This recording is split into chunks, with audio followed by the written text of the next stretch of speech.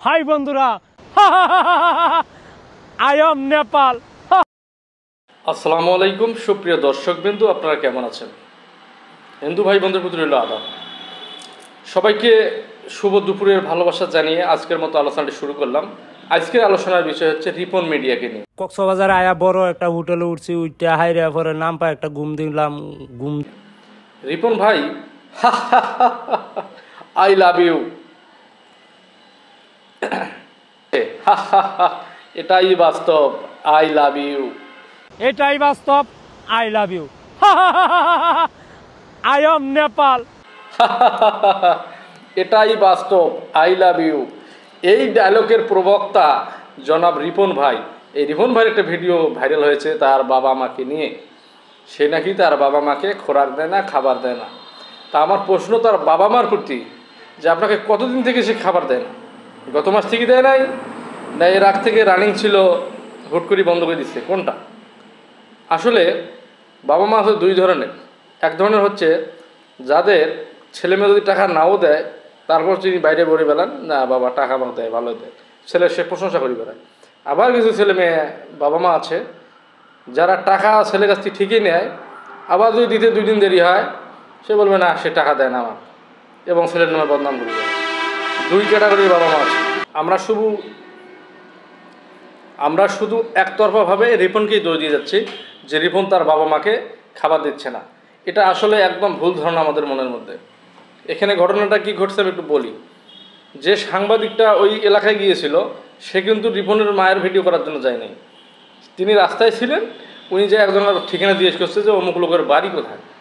এখন রিপনের মা, এটা তো গরিব মানুষ, রিপন তো গরিব মানুষের সন্তান, সে কিন্তু ওখান থেকে উঠে এসছে। এখন সে হয়তো সুপারস্টার হয়েছে অনেকের কাছে, কারণ সে মোশাররফ করিমের সাথে যেহেতু নাটক করছে, একটা অ্যাডভার্টাইজার অভিনয় করছে বাসের মধ্যে, সেক্ষেত্রে সে মোটামুটি আলোচিত এবং তার ভিউজ অনেক। একটা করে ভিডিও 2 মিলিয়ন, 3 মিলিয়ন, 4 মিলিয়ন পর্যন্ত ভিউজ হয়। এই জন্য আমরা তাকে সুপারস্টার ধরি ফেসবুকে, এবং ওনাকে অনেকে আইডল মনে করে ভিডিও তৈরি করে। তো যাই হোক, তার মা যেহেতু গরিব মানুষ, এনারা হয়তো ধারণা যে যেহেতু ওনার বাড়ি যাচ্ছে, তাহলে মনে হয় কোনো সাহায্য দিতে যাচ্ছে। তারা বাড়ির ডাকায় নিয়ে যায়, কান্নাকাটি করতেছে যে আমার ছেলে আমার খাবার দেয় না। ওর বাবা বলতেছে, বাবা আমার সাথে সে আর ভিডিও বানায় না, আগে ভিডিও বানাইছিল। আরে বাবা, এ তো সাংবাদিক। সাংবাদিক মানে হলো সাংবাদিক, সাংবাদিক হলো সাংঘাতিক। তুমি সাংবাদিক হলে সাইকেল গেলে কেন? এখানে রিপনের দোষ আছে। তুমি বলি দিবে না যে মা কোনো লোক দিয়ে ভিডিও করার জন্য আসে অমুক করে এলে বলা যাবে না। যদি সে বলতো তাহলে কিন্তু এই ঘটনাটা ঘটতো না। রিপন যদি ভালো ছেলে হয়, এলাকাবাসীর কাছে খুঁজতে হবে, শুনতে হবে যে আসলে সে কি তার বাবা মাকে খাবার দেয় কি না।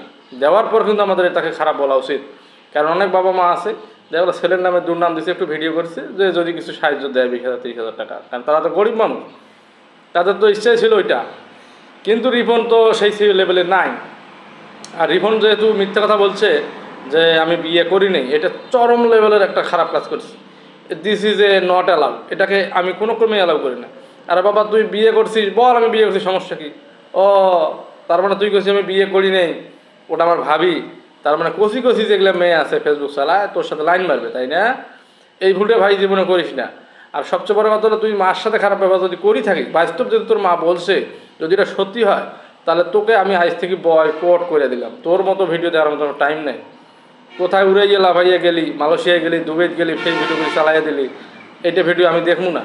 রিপন মিডিয়ার মতো কেউ ভুল কাজ করবেন না। যাদের বউ যদি থাকে, অরিজিনালি সত্য কথা বলেন যে বউ আছে, কারণ আপনি যদি মিথ্যা কথা বলেন, বর্তমান মিডিয়ার যুগ, কখন কোন তথ্য বের হয়ে যাবে আপনি নিজেও জানেন না।